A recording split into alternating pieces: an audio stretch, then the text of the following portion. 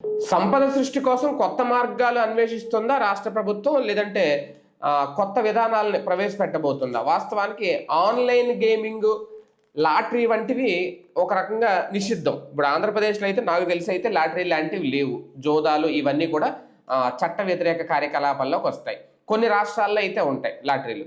అలాగే online gaming అనేది కూడా ఆన్లైన్ గేమింగ్లో కొన్ని యాప్ల ద్వారా ఎంత మోసపోతున్నారు, ఎంతమందిని బెట్టింగ్ యాప్ల ద్వారా మోసం చేస్తున్నారు, ఇవన్నీ కూడా చాలా మంది మీద కేసులు కూడా పెట్టారు. అయితే ఇప్పుడు ఆంధ్రప్రదేశ్ ప్రభుత్వం మాత్రం అటువంటి వాటిని ప్రోత్సహించేందుకు ఏమన్నా రంగం సిద్ధం చేస్తుందా త్వరలో? దీని ద్వారా అంటే దాదాపుగా ఒక 3,000 కోట్ల రూపాయలు ఆర్జించే అవకాశం ఉంది. ఆ దిశగా పావులు కదుపుతుందని. ఇది ఎంతవరకు కరెక్టో, ఇదే కనుక జరిగితే ఆంధ్రప్రదేశ్ ఎటు నుంచి ఎటు వెళ్ళిపోతుంది రేపొద్దున్న? ఇదే అంశం మీద చర్చించే ప్రయత్నం చేద్దాం. సార్, సాక్షి వాళ్ళు అయితే రాశారు, ఇది నిజంగా లాటరీ లాంటివి ఆంధ్రప్రదేశ్లో మరైతే ఇప్పటివరకు లేవు. మనకైతే చట్ట విరుద్ధం, కొన్ని రాష్ట్రాల్లో అయితే ఉంటాయి. ఇప్పుడు అటువంటివి ఏమన్నా ఇక్కడ తీసుకొచ్చి చట్టపరం చేసేయబోతున్నారా? చేస్తే చరిత్రలో నిలిచిపోతారు. చరిత్రలో మనం మంచిగాను నిలవచ్చు, చెడుగాను నిలవచ్చు. ఇప్పటికే వాస్తవంగా మద్యం దుకాణాలు ప్రైవేట్ చేయడం ద్వారా చరిత్రలో నిలిచిపోయారు. అది ఖచ్చితంగా ఇప్పుడు తెలియదు, అది భవిష్యత్తులో తెలుస్తుంది. చచ్చిపోయే ప్రతి ఒక్క కుటుంబం యొక్క ఆర్తనాదం వెనకాలన వీళ్ళే ఉన్నారన్నటువంటి తేలుతుంది. ఎందుకంటే ఒక దిశ ఉండాలి మద్యానికి. అడ్డదిడ్డంగా బెల్ట్ షాపులు పెట్టుకుని విచ్చలవిడిగా తాగడానికి అవకాశం కల్పించేటటువంటిది దుర్మార్గమైన చర్య.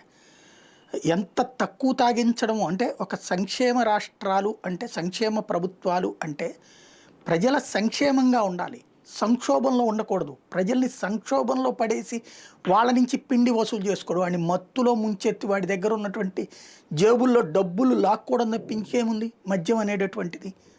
అది అవసరమైనంత మేర ఉండాలి. అందుకే కదా ఇంతకుముందు టైమింగ్స్ పెట్టుకొచ్చారు.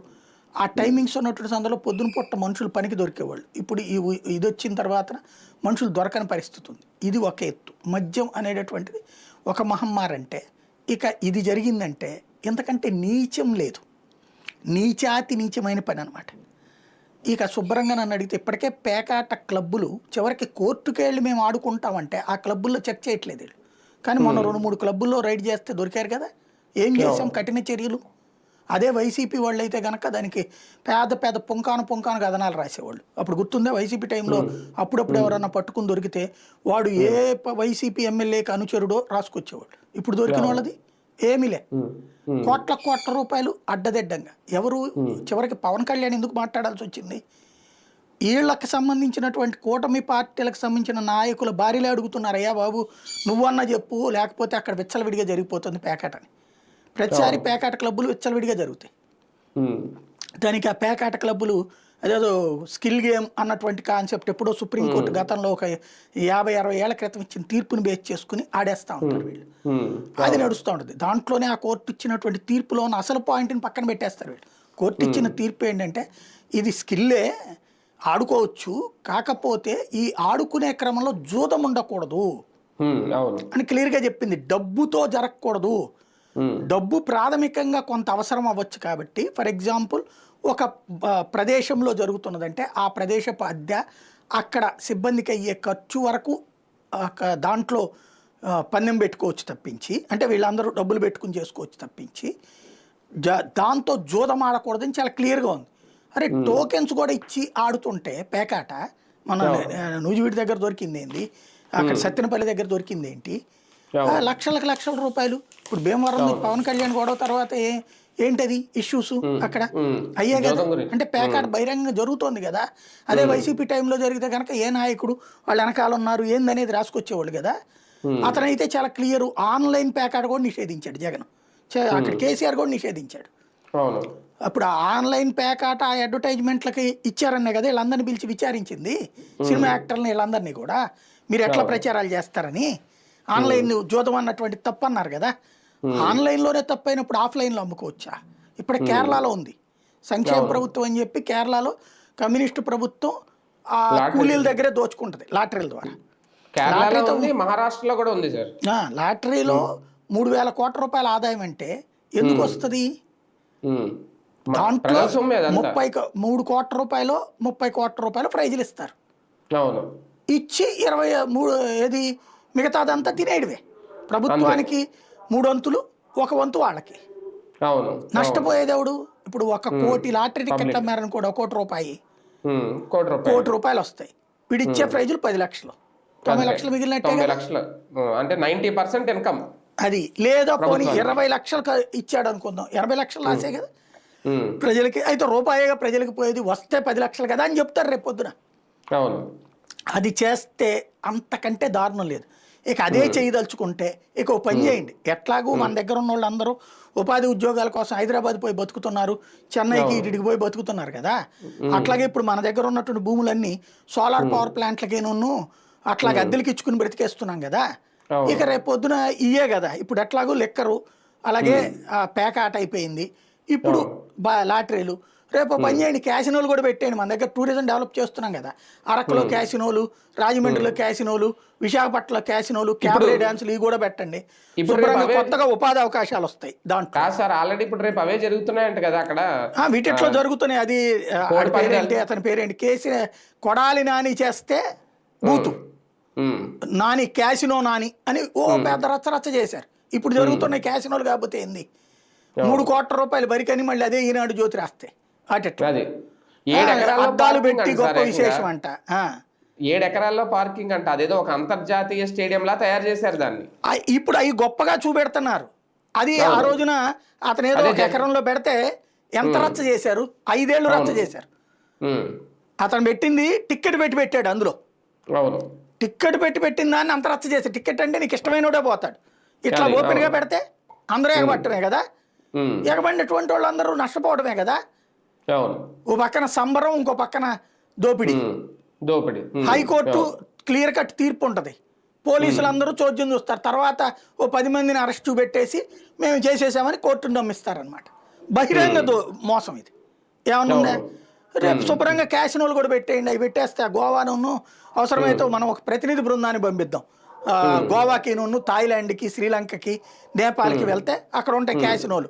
జూదాల్లో 30-40 రకాలు ఉంటాయి. అది పెట్టేస్తే దేశం నలుమూలల నుండి కూడా ఎక్కడికే వస్తారు మన దగ్గరికి అవి ఆడుకోవడానికి. ఆ విధంగా మనం ఉపాధి అవకాశాలు కల్పించినట్టు మన రాష్ట్రానికి బోల్డంత ఆదాయం తెచ్చినట్టు మళ్ళీ మన ప్రజల్ని నమ్మించవచ్చు. అక్కడ ఉద్యోగాలు ఇన్ని వస్తాయి. ఇదిగో క్యాసినో పెట్టినోడికి ట్యాక్స్ ఫ్రీ, అవసరమైతే 99 పైసలు కాదు, ₹10 భూమి వాళ్ళకి. ఎందుకంటే వాళ్ళ ద్వారా ఆదాయం వస్తుంది రాష్ట్ర ప్రభుత్వానికి. అవసరమైతే దాంట్లో 50-50 తీసుకుందామని చెబుతారు రేపు పొద్దున. శుభ్రంగా రాష్ట్రాన్ని తీసుకెళ్లేసేసి అట్లాగే దగులుబాజీగా మార్చుకుందామా? ఇది దగులుబాజీ చర్య అవుతుంది ఖచ్చితంగా. లాటరీ టికెట్లు ప్రారంభిస్తే మాత్రం, అంటే ఈ వార్త నిజమో కాదో మనం ధృవీకరించలేము, కానీ ఇది నిజమైతే మాత్రం దుర్మార్గం. అంటే ఇప్పటికే సార్ ఈ ఆన్లైన్ గేమింగ్స్, ఈ బెట్టింగ్స్ యాప్స్ వచ్చాక బాగుపడేది ఎవరనేది పక్కన పెడితే ఆత్మహత్యలు అయితే చాలా పెరిగిపోయినాయి. యువత ఆ పెడదారిన పడి చివరికి ఉన్నవన్నీ అమ్ముకొని అప్పులు పాలైపోయి ఆత్మహత్యలు చేసుకుంటూనే చాలానే ఉన్నాయి. ఇప్పుడు ఆన్లైన్ గేమింగ్స్ ని ప్రోత్సహిస్తాను, దీని ద్వారా ఆదాయార్జన అంటున్నారు, లాటరీ అంటున్నారు. రేపు పొద్దున్న మరి ఇంకేం చట్టబద్ధత కల్పిస్తారు? అప్పుడు వెళ్తున్నారండి. ఇప్పుడు సరే, అయ్యి ఎవడో కొంత వ్యసనపరుడు అవుతాడు, బానే ఉంది. లిక్కర్లో ఏం జరుగుతుంది? ఇప్పుడు తను కష్టపడ్డ ఈ రోజు సంపాదనలో 3 వంతులు తీసుకొచ్చి ఇక్కడే పోస్తున్నాడు కదా. తన కుటుంబంలో తిండికి తగ్గిపోతుందా? పోషకాహారం తగ్గిపోతుందా? ఇతని ఆరోగ్యం నాశనం అయిపోతుందా? త్వరగా చచ్చిపోతాడా? చచ్చిపోతే ఆ బిడ్డలు అనాథలు అవుతారా? ఆ మహిళ ఒంటరి మహిళ అవుతుందా? మళ్ళీ ఒంటరి మహిళ పెన్షన్ ఇస్తారనమాట రేపు. అవి కూడా వెంటనే ఎవరు లాస్ట్ ఇయర్ ఇస్తారనమాట. అట్లాగే ఆ కుటుంబం జీవితం సర్వనాశనం అయిపోతుంది. కుటుంబాలు చిన్నభిన్నం అయిపోవాలి అంతే. అప్పుడు చివరికి మనకి ఇక్కడ ఏ గతి లేని కూలీలు దొరుకుతారు. తద్వారా కార్పొరేట్ కంపెనీలు దర్జాగా బతుకుతాయి రేపొద్దు. అది ఇప్పుడు మనం చేయిద్దాం అనుకుంటుంది. అంటే ఎక్కడ పోయింది అక్కడే వెతుక్కోవాలనుకుంటున్నారు ఏంటి బాబు గారు? సెస్ల పేరుతో కూడా బాధుడు మొదలు కాబోతోంది. ఇప్పటికే మొన్న వెహికల్స్ మీద ఒక సెస్ అయితే వేశారు 10% అనేది. ఇప్పుడు ఇంకా ప్రతి దాని మీద సెస్లు వేసుకుంటూ వెళ్ళిపోతే ఇక రేపొద్దున్న జీవనం ఏంటి పరిస్థితి? భారం అయిపోతుంది. ఇక్కడ ఒక ప్రాబ్లం ఏమవుతున్నదంటే రాష్ట్రానికి ఆదాయం, ఇప్పుడు నిన్న పీయూష్ కుమార్ ఎవరు ఇచ్చారు నివేదిక, నా మొత్తం 5 రంగాల్లో ఒక రంగంలో, అదేది రిజిస్ట్రేషన్ల రంగంలో డబ్బులు పెరిగినాయి. వాహనాల రిజిస్ట్రేషన్లో, భూముల దీంట్లో స్థలాల రిజిస్ట్రేషన్లో అది రేట్లు పెంచారు కాబట్టి. లిక్కర్ల ఆదాయం 4% పడిపోయిందంట. మిగతా అన్ని రంగాల్లో పడిపోయిందట. పన్నులు 28% పడిపోయిందట. ఎందుకు పడిపోతుంది 28%? అది అసలు అతిపెద్దదైనటువంటి ఇష్యూ. ఎందుకు పడిపోతుంది ట్యాక్సెస్? అంటే మార్కెట్లో మనీ రొటేషన్ లేదు. మనీ రొటేషన్ లేకపోతే డబ్బులు లేవు. డబ్బులు లేకపోతే ఏం కొంటల్లా, కొనకపోతే పనులు ఎక్కడి నుంచి వస్తాయి, డబ్బులు ఎక్కడి నుంచి వస్తాయి? అది ప్రస్తుతం జరుగుతున్నది. అంటే మనుషుల చేతిలో ఆదాయం పడిపోయింది. ఇప్పుడు ఇదివరకు ఏంటంటే ఆ సంక్షేమ పథకాల వలన రొటేట్ అయ్యేది డబ్బులు. ఇప్పుడు నేను ఒక వ్యాపారస్తుడి దగ్గరికి వెళ్ళి కొన్నానంటే నేను పన్ను కడుతున్నాను కదా. ఆ వ్యాపారస్తుడు హోల్సేలర్ దగ్గర కొన్నాడంటే అక్కడ పన్ను కడుతున్నాడు కదా. హోల్సేలర్ డీలర్ దగ్గర కొన్నాడంటే డీలర్కి పన్ను కడుతున్నాడు కదా. డీలర్ రా మెటీరియల్ కొన్నాడంటే అక్కడ పన్ను కడుతున్నాడు కదా. ఆ రా మెటీరియల్ ఇచ్చేటటువంటి రైతుకి రూపాయి రొటేట్ అవుతుంది కదా. ఆ రైతు మళ్ళీ అక్కడ అదేది సెస్ అది కడతాడు కదా. దాంట్లో ఇన్ని రకాలైనటువంటి ఇన్కమ్ రొటేట్ అయింది అక్కడ. ఒకే డబ్బులు 5 సార్లు పన్ను వచ్చింది మళ్ళీ వెనక్కి. ఇదే సందర్భంలో ఉపాధి దొరికింది పబ్లిక్. ఇది అంతర్జాతీయ సూత్రం. ఆ పేరేంటి, అంతర్జాతీయ ఆర్థిక నిపుణులు కూడా చెప్పిన మాట అది. డబ్బులు చేతిలో ఆడాలి అన్నటువంటి. అమెరికా ఏళ్ల తరబడి దశాబ్దాలుగా బతికేదే దాని మీద అండి, రొటేషన్ మీద, మనీ రొటేషన్ మీద. మనం వెనిజులాల్ని వాటిని ఆదర్శంగా తీసుకున్నాం. మరి అమెరికాని ఎందుకు ఆదర్శం తీసుకున్నాం? అమెరికాలో కూడా ఉద్యోగం లేకపోతే సంక్షేమ పథకాలు ఉంటాయి. అక్కడ ఉద్యోగం ఉన్నటువంటి సందర్భంలో కూడా ఇప్పుడు అక్కడ ఇన్సూరెన్స్ ఇట్లాంటివన్నీ కూడా ఏంటి, విద్యా వైద్యం ఫ్రీ కదా. మనకి ఇక్కడ ఇంకా విద్యా వైద్యం డబ్బులు. కాబట్టి ఆ డబ్బులతో ఈ సంక్షేమ పథకాల ద్వారా కొంతవరకు గెయిన్ అయ్యారు వాళ్ళు. ఇప్పుడు చేతిలో డబ్బులు లేవు. ఇప్పుడు వాళ్ళ లెక్క ప్రకారం ఎదుగుదలలో తరుగుదల ఉంది. ఈ 9 నెలల కాలంలో చూస్తే ఒక 2000 కోట్లు మాత్రం పెరిగింది. అంటే 4% మాత్రమే ఇన్కమ్ పెరిగిందట. అది కూడా నేను చెప్పిన ఈ 2 రంగాల్లో పెరిగి 3 రంగాల్లో ఫెయిల్ అయింది. అది 67,000 కోట్లట. ఏది ఈ 9 నెలల్లో వచ్చింది ఆదాయం ప్రభుత్వానికి, పన్నుల రూపంలో కానీ ఇవన్నిటి వల్ల. అంటే చేతిలో డబ్బులు ఉండట్లా. ఎందుకని? లెక్కర్ డబ్బులేమో నాయకుల చేతిలోకి వెళ్ళిపోతుంది, మైనింగ్ డబ్బులు నాయకుల చేతిలోకి వెళ్ళిపోతుంది, ఇసుక డబ్బులు నాయకుల చేతిలోకి వెళ్ళిపోతుంది. సంపద సృష్టి నాయకులకి కార్యకర్తలకు వచ్చింది. ప్రభుత్వపు సంపద ఆవిరైపోతుంది. కాబట్టి ప్రభుత్వపు సంపద ఆవిరైపోయినప్పుడు ఇప్పుడు ఎంత సింపుల్ భలే లాజిక్ చూడండి, విచిత్రమైన లాజిక్. మద్యం వ్యాపారులకి 1% అదనంగా మార్జిన్ ఇచ్చాము, దానికోసం 10 రూపాయలు పెంచుతున్నాం. అసలు నువ్వు పెట్టిన విధానం ఏంటి? 20% మార్జిన్ అనే పేరుతో కదా వాళ్ళ దగ్గర డబ్బులు తీసుకుంది. 20% మార్జిన్తో డబ్బులు తీసుకుని 15% మార్జిన్ కూడా మళ్ళీ ప్రజల మీద ఇడిపోయింది. అదే కదా. నువ్వు ఆ రోజు చెప్పిందే 20% మార్జిన్ అని. నేను చెప్పిన తప్పు అయితే ఒకసారి అప్పుడు ప్రకటనలు చూడండి, చంద్రబాబు గారి ఓపెన్గా ఉపన్యాసం ఇచ్చారు కదా 20% మార్జిన్ అని. అంటే 100కి 20 రూపాయలు వస్తుందా, నువ్వు 50 లక్షలు కట్టు, నువ్వు 70 లక్షలు కట్టు, నువ్వు 80 లక్షలు కట్టు అన్నారు. అని 9 రూపాయలు ఇచ్చి మోసం చేశారు ఫస్ట్. తర్వాత ఒక 5-6 నెలల తర్వాత ఇంకో 5 రూపాయలు ఇచ్చి మోసం చేశారు. ఇంకా 6 రూపాయలు తగ్గించారు. ఇదంతా వాళ్ళకి చెందాల్సిన సొమ్ము ప్రభుత్వం దోచుకుంది, అయిపోయింది.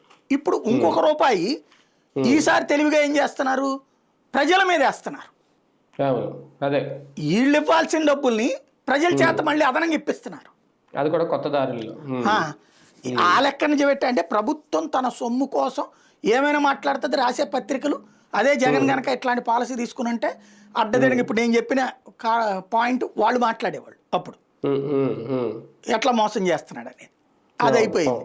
అక్కడ ఎట్లయితే మోసం చేస్తున్నారో ఇప్పుడు రేపు పొద్దున లాటరీ గురించి అదే చెప్తారు. రాష్ట్ర ప్రజల సంక్షేమం కోసం పెడతంటే ఎంతమంది లబ్ధిదారులు రూపాయి పోతే పోయింది అనుకుంటారు. మనం వద్దన్నా సరే ఆన్లైన్లో ఇక వాళ్ళ పేపర్లు వచ్చేస్తాయి, వాళ్ళ టీవీలు వచ్చేస్తాయి. ప్రభుత్వానికి ఆదాయం సంపాదించాడు. ఇప్పుడు ఏంటంటే తప్పు ఇందులో కొంతమంది కోటీశ్వర్లైన లాటరీ కావాలంటే లాటరీలో ఎవడెవడు బాగుపడ్డాడో అయ్యేస్తారు వాళ్ళ జీవితాలు, వాళ్ళ ఇంటర్వ్యూలో అవి ఫోకస్ చేయడం బిగించేస్తారు. మన మానసికంగా ఎలాగా ఎదవల్ని చేయాలో వాళ్ళకి బాగా తెలుసాడు. చేతిలో ఉన్న మీడియా ఎకో సిస్టమ్, సంపద సృష్టి అనేది ఇంకా ప్రజల నుంచే తీసుకోవాలనుకుంటున్నారు. ఇది ఒక కొత్త ఆలోచన చేస్తుందా సార్ రాష్ట్ర ప్రభుత్వం తాజాగా? ఇది నిజమైతే మాత్రం తప్పు. నిజమైతే అంటున్నాను, ఎందుకంటే అది సాక్షి రాసింది, ఇంకా ధృవీకరణ కాని మాట. అదే అదే అంటే ఒకట్లేండి. మొన్న కూడా సాక్షి ఈ లిక్కర్ గురించి 10% 10 రూపాయలు పెంచారని రాసింది. ఇమీడియట్ గా వాళ్ళు జియో విడుదల చేస్తారు. ఇవాళ వచ్చేసింది. అంటే ముందు రాస్తుందంటే అది నిజం అవుతున్నాయి. ఆ యాంగిల్లో చూసుకున్నాడు. ఒకవేళ అయితే ఏంటి అనేది ఇక్కడ పెద్ద చర్చ. అంతే. రైట్ చూద్దాం. మొత్తం నిజంగా లాటరీ అనేది చట్టబద్ధత కాబోతుందా ఆంధ్రప్రదేశ్లో? ఇది సంపద సృష్టి రాష్ట్ర ప్రభుత్వానికి అని అనుకుంటే ఎంతమంది జీవితాలు రోడ్డున పడబోతున్నాయి? ఇది మాత్రం ఖచ్చితంగా సమాధానం చెప్పుకుంటుందా ప్రభుత్వం రేపొద్దున ప్రజలకి?